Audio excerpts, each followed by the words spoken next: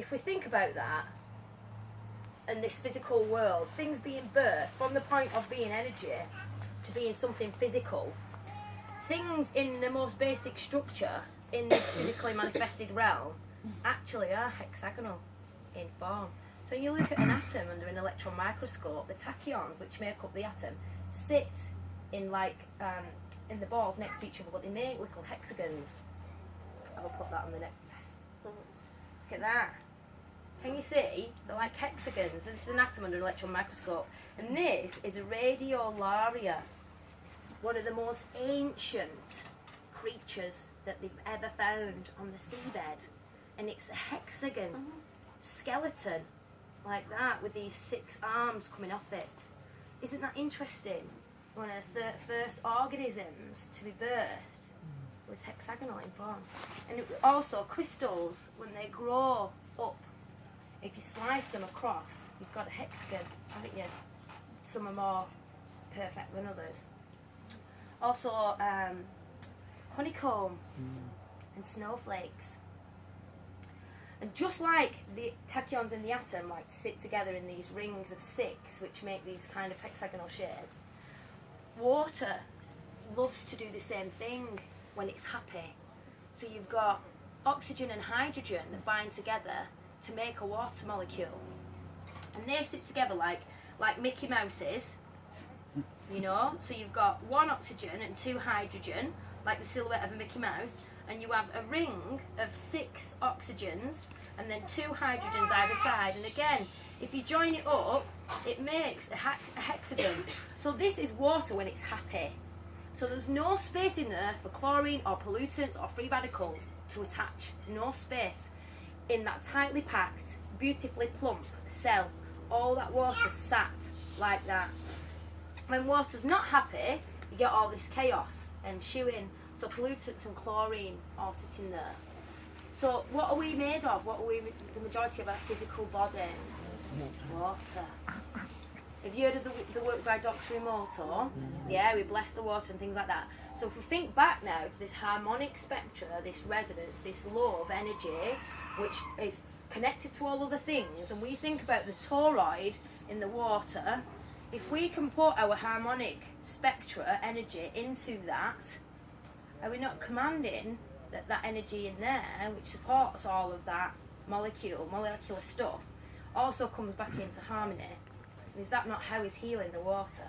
Because you've seen pictures, there's polluted water and then he'll bless it and it comes back into harmony and he freezes it and it makes beautiful snowflakes, hexagonally shaped snowflakes. So when we give somebody our love and we project that love onto them, we're healing them. Like in scientific truth, we're healing them, bringing them their disharmony back into order. Isn't that beautiful? But isn't that also like a massive responsibility? Can you see why you had to go through all of these initiations to be able to be given the secrets to really learn how to manipulate that back in the last golden age, in the good old age? Sounds a bit like that, doesn't it? I've just got that now. Golden age, the good old age. Oh, maybe that's where it comes from. Maybe not. Let's move on. So, how do we get then from nothing to the atom, to the molecule? How do we do that? Sacred geometry for me was the thing that made that link. Sacred geometry helped me to unpack in my mind that which I couldn't understand before. So sacred geometry, you start off with the circle, right? And then you've got Vesica Pisces. So you've got the one becoming aware of itself, which then makes the Vesica Pisces. And then that fractals out and makes another one, another observer. And then you do it again and again, so you've got a seed of life. And then you've got a fractal expansion of that, which makes the flower of life. Right?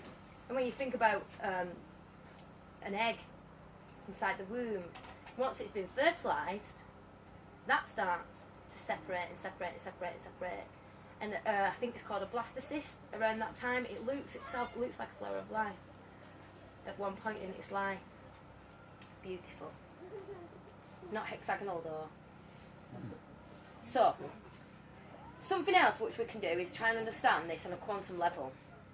And this is also quite interesting. So we can go into the metaphysical now. So we've gone through from the central nervous system, from the physical into the subtle. Now let's go into the metaphysical. Meet another one of my heroes. Backwards.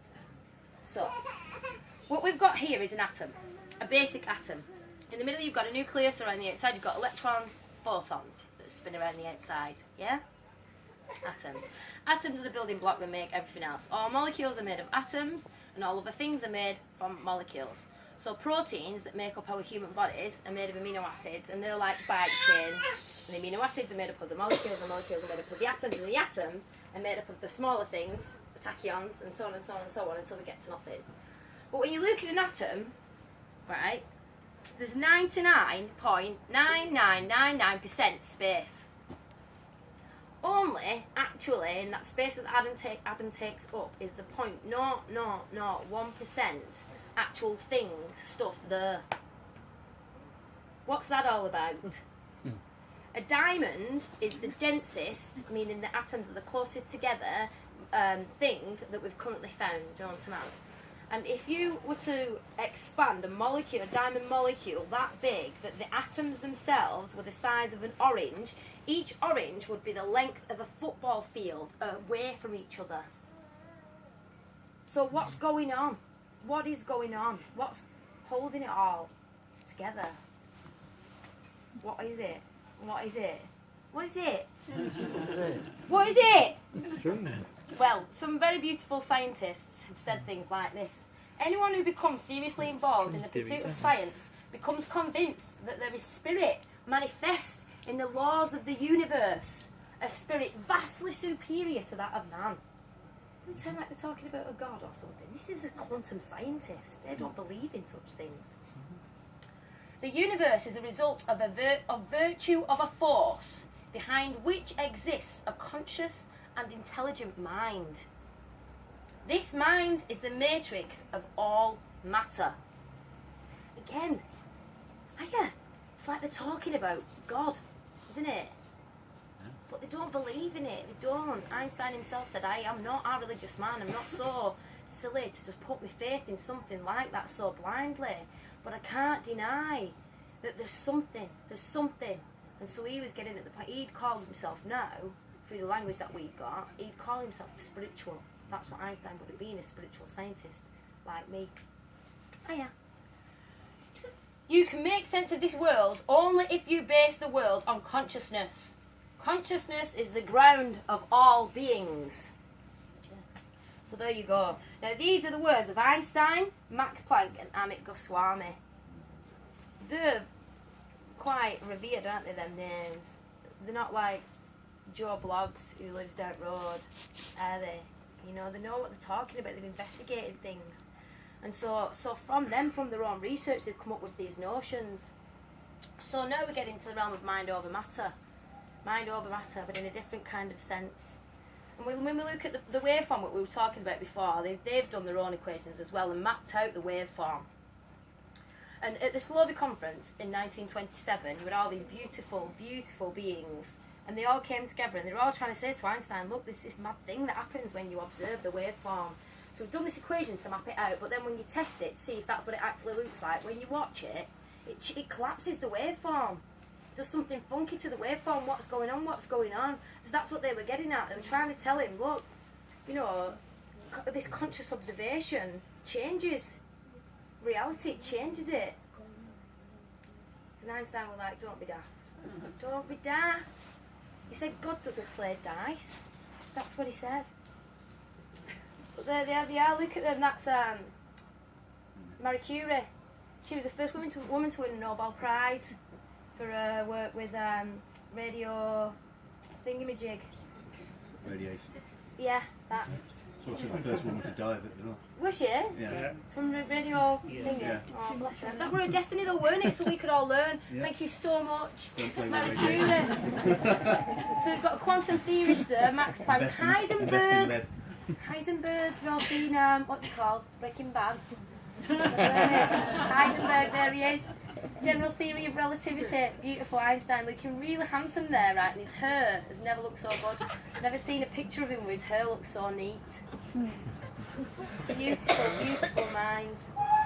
So yeah, so this is what they did. This is the observer effect. So I'll try and explain this to you now. So what we've got here is a 2D representation of a 3D experiment. So you've got a wall at the back and a wall in front with a screen in the middle. And then I'm over here and I've got this gun. It's a particle gun and it's firing particles at this wall with a slit in. So what would you expect? The pattern on the wall behind the wall with the slit in, what would you expect that the particles would do? See if they were like paintball pellets, what would happen? They're all in one line. All in one line, that's right. That's right. And that's what they found. You've got this really, really nice distribution behind. So they said, right, okay, let's do it with waves as well. Let's fire waves at this single slit and see what happens. And so they did. They fired waves, and the waves went like when you drop a thing in the water, and the wave went and it hit the screen with a slit in. And what do you think happened on the other side as the wave came through the slit? Go on, you alright? Don't matter. Had so many lines, doesn't Created a wave again. It created a wave again! yeah. Should have brought some sweets. Should have got one then. Yeah, it created a wave again, just one wave again through. And again, you've got this concentration of density, of energy in the middle. So again, you've got this kind of line at the back. So then they said, right, let's have two. Let's have two slits. And we'll fire the wave through. So then they had two slits and a screen at the back. So they fired a wave and it went and hit the two slits, and what happened then on the other side? Interference patterns. Pardon? An interference pattern. An interference pattern, did you just read that? Did I? I'm short-sighted. His eyesight's very good. Well done. So yeah, so first we've got two waves coming out, but like when you're seeing two waves go together, they cross over, don't they? And that makes another thing, and that makes another thing. So the end at the back, they didn't get two concentrated patterns, they got lots of waves had hit the back. So that's what they ended up with, this interference pattern on the back. So then they went, right, let's do it now with the particles. Let's fire the particles at the double slit and see what happens. What do you think happened when they fired the particles at the double slit? Depending what they were thinking about. Oh, getting clever now. Getting I've read the same books you have. Right. They actually got an interference pattern. When they fired particles. And so they were like, no way. These particles are acting like waves. What's going on? Let's have a look, they said. So they watched. And do you know what happened then? They did it again. And guess what happened then? Changed the Stuff back into lines. Yes. The particles behaved themselves. That's what they did. Particles behaved themselves and actually acted like particles. So this is the observer effect. That's what that means. The observer effect. So that to me then went, right, wow. So consciousness, putting our conscious intent on something, changes it, manipulates it. And that again is like this seed of wisdom.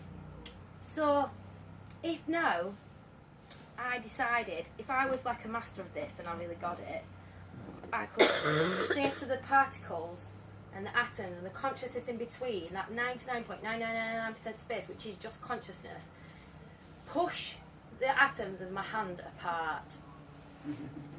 And what would happen then? It would, or it would start to disappear, because atoms are so small you can't see them with the naked eye. So at first it did start to go a bit fuzzy, and then all of a sudden it did disappear, wouldn't it? And then I could do something really, really freaky and say, right, now all come back together really quickly on Pete's shoulder. And have my hand on your shoulder, run off, and be traumatised. But I wouldn't do that. I wouldn't. But it'd be a really good party trick, wouldn't it? So now, let's go into the space in between and understand a little bit more of the potential that's there, that consciousness that makes everything, that what we're all mixed in with, that which really is almost 100% of our being. Because really, we're only 0.0001% physically manifest. The rest of us is the conscious energy. The rest of us is the spirit manifest in the laws of the universe, that which bemused and excited, those quantum theorists. You know, that which we want to discover more about, that which they knew about in the last good old age.